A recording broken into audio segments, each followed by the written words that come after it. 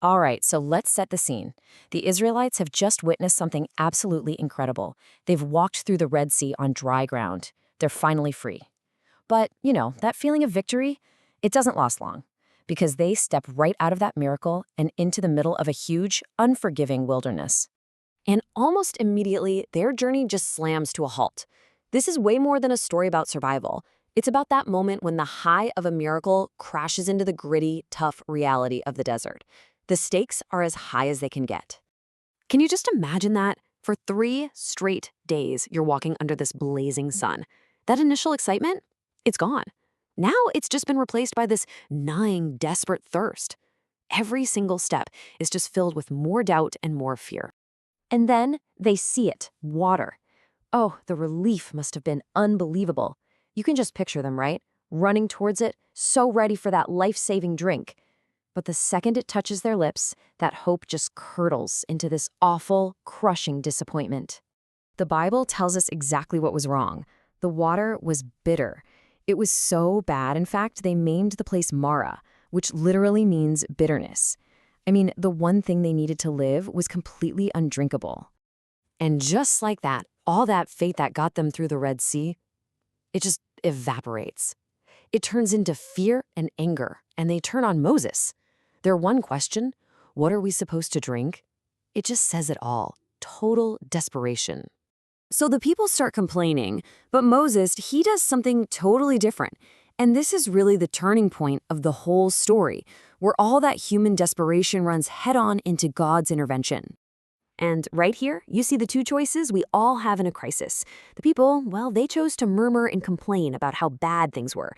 But Moses, he took a different path. He cried out to the Lord. He took the problem straight to the only one who could actually do something about it. And God's answer is immediate. And honestly, it's kind of weird. He doesn't just snap his fingers and make new water. Nope, he shows Moses a tree. And when Moses throws this tree into that bitter pool, a miracle happens. The undrinkable water becomes sweet.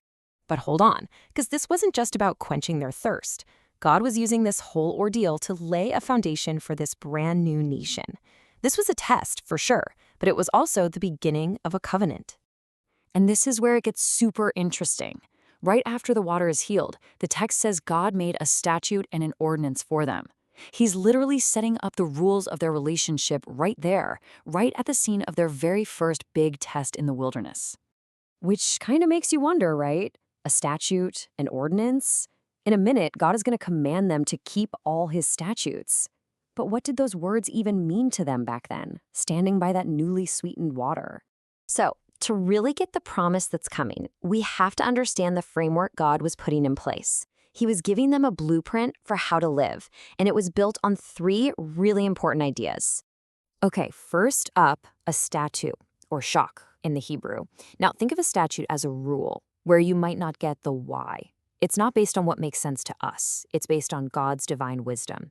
It's a command designed to teach us to trust and obey, even when we don't have all the answers. You could almost think of these statutes as building a kind of spiritual muscle. They forced the people to rely on God's wisdom, not their own. And by doing that, they were slowly being shaped into a holy people, a people set apart from all the other nations. Next, we have an ordinance, or mishpat.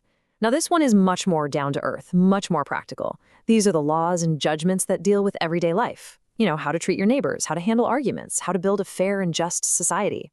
So ordinances, they show us that God really, really cares about justice. This is where the big moral truths become everyday actions. It's all about property, paying people back, solving conflicts, the real-world stuff of living together. And then you've got the biggest category of all, a commandment, or mitzvah. This is basically any clear, direct, binding instructions straight from God.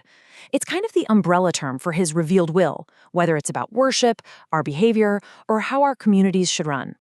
So let's put it all together. You've got statutes, which build our trust by making us lean on God's wisdom. You've got ordinances, which build integrity in how we treat each other. And you have commandments, which are all about direct obedience to God. Together, they create a whole way of life.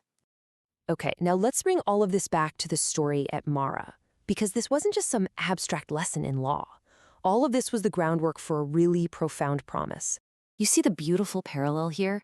In the exact same way God healed the bitter water, he was offering a way to heal the bitterness in their own hearts, all that fear and complaining and mistrust.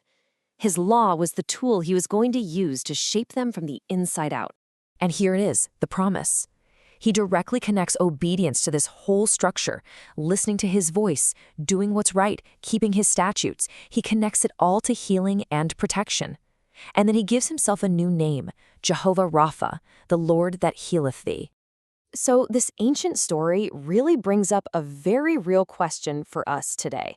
When we hit our own Mara, those bitter, hard-to-swallow moments in life, what's our gut reaction? Do we complain and focus on how bad and bitter things are?